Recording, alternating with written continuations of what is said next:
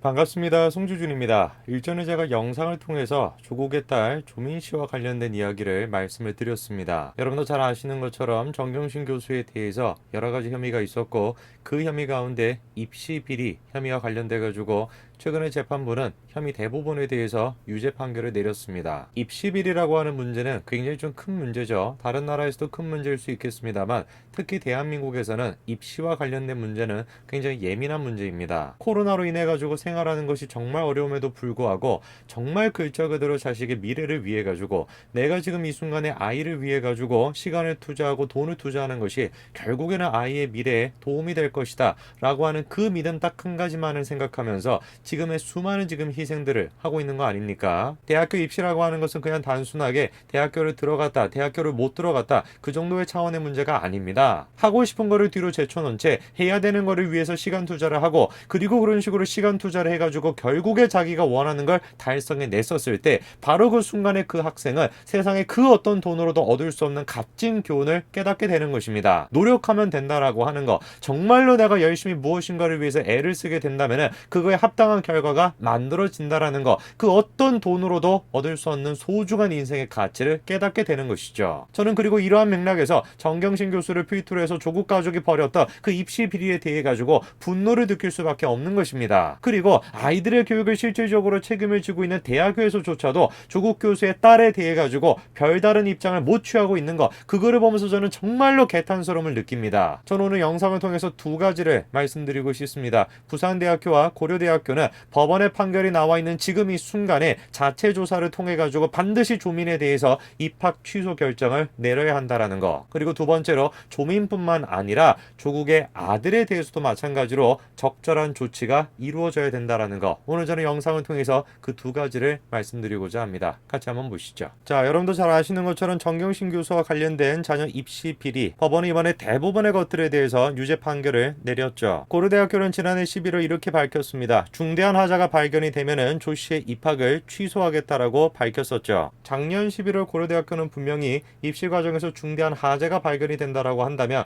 그거에 대해서 조치를 취하겠다라고 밝혔었죠. 자, 중대한 하자 발견이 됐습니다. 그런데 어떻게 된 것인지 고려대학교가 아직까지도 조민에 대해 가지고 따로 입장을 안 내놓고 있습니다. 10대까지나 되는 입시 비리와 관련된 혐의에 대해 가지고 단 하나도 빼놓지 않고 법원이 유죄를 인정을 했습니다. 일반 학생이었다라고 한다면은 10가지는커녕 한 가지만이라도 잘못된 것이 발견이 된다라고 한다면 당연히 입학이 취소가 됐겠죠. 민족고대라고 불리는 고려대학교, 명문 중에 명문이라고 불리는 고려대학교가 한 명의 눈치를 보느라고 조민에 대해 가지고 10대까지 혐의가 지금 유죄가 나왔음에도 불구하고 조치를 못 취하는 것일까요? 더 기가 찬 거는 부산대학교의 입장이었습니다. 최종 판결이 나올 때까지 기다리겠다라는 것이에요. 최종 판결이 나올 때까지 기다리겠다. 그것이 현재 지금 대한민국의 무죄 추정 원칙에 입각한 정당한 조치다 라는 식의 부산대학교의 지금 해명은 정말 글자 그대로 말장난밖에 안 됩니다. 최소한 부산대학교가 조금의 대학교로서의 양심을 가지고 있다라고 한다면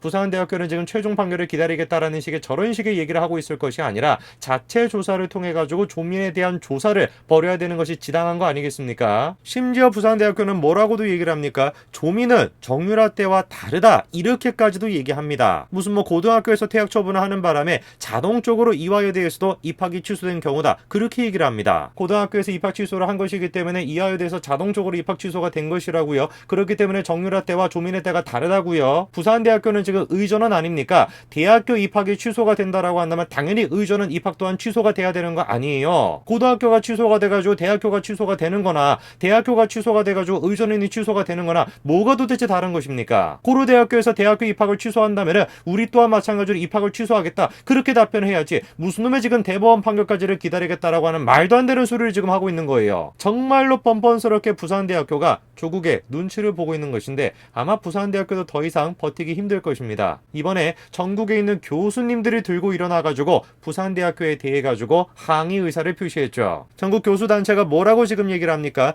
조민 입학 취소 미루는 부산대 입시 공정성을 뿌리째 훼손시키고 있다는 겁니다. 부산대로서는 마땅히 진즉에 조민으로 하여금 입시 요강의 위반의 허위사실을 기재를 했는지 입시 원서에 첨부된 각종 확인서와 증명서가 사실관계에 부합하는지를 독자적으로 파악해 그에 따라 입학 취소 여부를 결정했어야 한다라는 거죠. 당연한 것입니다. 아까 전에 제가 말씀을 드리지 않았습니까? 대학교가 부산대학교가 정말로 정의를 생각한다라고 한다면은 자체 진상조사를 벌였어야 되는 것이고 조민에 대해 가지고 조사를 했어야 되는 것입니다. 그 정도 수준도 안 되는 것입니까? 그렇게 명문대학교다라고 이름을 떨쳤던 부산대학교의 수준이 이 정도밖에 안 되는 것이에요. 전국에 있는 교수님들조차도 저런 식으로 부산대에 대해서 항의를 하고 있기 때문에 부산대도 아마 더 이상 버티기 어려울 것입니다. 근데 여기서 우리가 살펴봐야 되는 또 다른 사람이 한 명이 더 있죠. 이 입시 비리와 관련된 사람은 조국의 딸로 국한되는 것이 아닙니다. 조국의 아들 또한 마찬가지로 문제가 됩니다. 자, 조국의 아들과 관련돼 가지고 우리가 살펴봐야 되는 사람이 바로 최강욱 씨죠. 조국의 아들 또한 마찬가지로 허위 인턴을 했다라고 하는 의혹이 있는데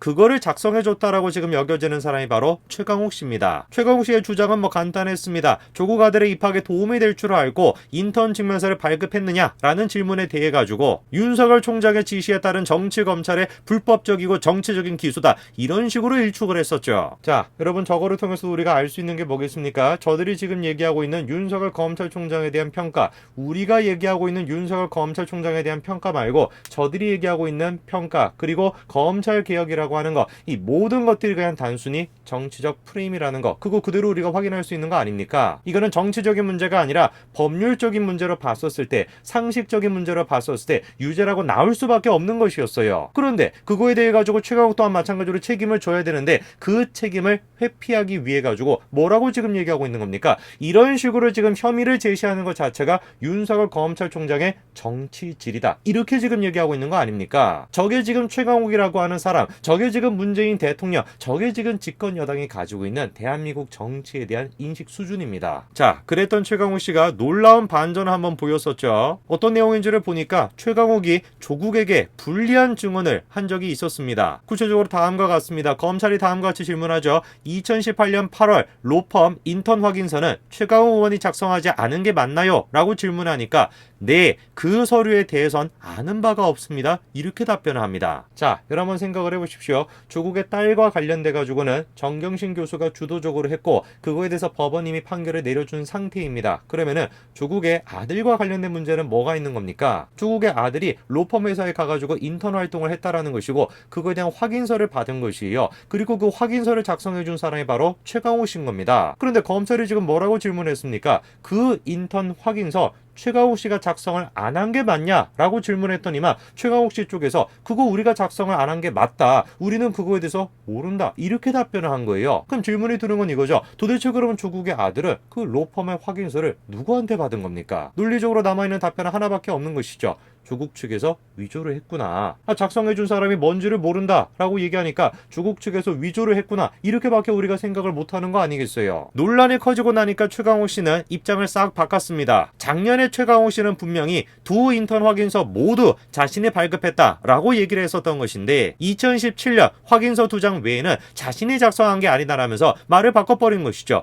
확인서 2장을 준 것을 2번을 줬다고 착각했다, 이렇게 입장을 바꾼 겁니다. 참으로 기가 찬 저들의 의리 아닙니까? 의리. 최강욱이라고 하는 사람이 어떤 사람입니까? 사실상 조국을 앞세워가지고 국회의원이 된 사람, 그 사람이 바로 최강욱 아니에요. 그런데 그 조국에 대해 가지고 자신한테 뭔가 상황이 불리하게 진행될 것 같으니까 저런 식으로 입장을 싹 바꾸는 거, 저게 지금 진보 진영 내에서 보이는 의리의 실체인 겁니다. 최강욱 씨가 저런 식으로 입장까지 바꿈으로써, 조국에 대한 입장까지도 바꿈으로써 상황을 모면하려고 했지만 글쎄요, 진실은 그렇게 쉽게 감출 수 없는 것 같습니다. 최근에 최강욱 씨와 관련된 재판이 있었는데 놀랍게도 최강욱에 유리한 증인 2명이 돌연 불출석을 하는 일이 있었습니다. 저 지금 2명의 증인은 다른 사람이 아니라 최강욱 씨 측에서 요청한 증인입니다. 최강욱 씨 측에서 어떤 증인을 요청을 하겠습니까? 자기한테 불리할 법한 그런 증언을 한 사람을 증인으로 요청을 하겠습니까? 당연히 자기에게 유리할 말을 해줄 수 있는 사람을 증인으로 요청을 하는 것이죠. 대개 저런 식으로 요청이 됐던 증인은 불출석하는 경우가 거의 없습니다. 그렇기 때문에 저게 지금 이례적이라는 얘기가 나오는 것이죠. 증인들이 생각하더라도 말이 안 되는 것이겠죠. 지금 이제 최강욱과 조국 두 사람을 바라봤었을 때 진실이 지금 누구 편에 있는지 너무 눈에 보듯이 뻔하다 보니까 당연히 거기에 안 나가게 되는 거 아니겠습니까? 전국에 있는 교수들이 지금 들고 일어났습니다. 부산대학교는 반드시 조민에 대해 가지고 입학 취소 결정을 해라. 전국에 있는 교수들이 지금 들고 일어났습니다. 그리고 그 조국의 딸에 대해 가지고 재판의 결과까지도 대부분이 지금 지금 유죄로 나와 있습니다. 이런 상황 속에서 이번 주에 최강욱 씨에 대한 저 지금 허위 인턴서를 작성을 해줬다라는 거와 관련된 재판이 이번 주에 또 열립니다. 그 최강욱 씨의 운명이 결정되는 순간 조국 아들의 운명 또한 마찬가지로 결정되게 될 것입니다. 드디어 조국 가족과 관련된 수많은 비리의 실체가 하나 둘씩 드러나고 있는 것 같습니다. 오늘까지 말씀드리겠습니다. 감사합니다.